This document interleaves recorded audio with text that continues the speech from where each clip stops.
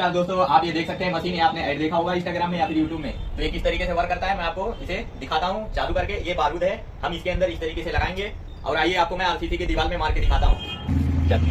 ये आप देख सकते हैं, ये आरसीसी का बीम लगा हुआ है, इसके नीचे ये इसका पिलर है। तो हम इस पिलर के ऊपर मारेंगे, आरसीसी का पिलर है। तो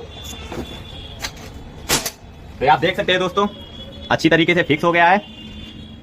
ये हमारा अच्छी तरीके से वर्क कर रहा है। तो आप इसे मार्केट से परचेज कर सकते हो, काफी बेस्ट आइटम है, बहुत ही अच्छा है।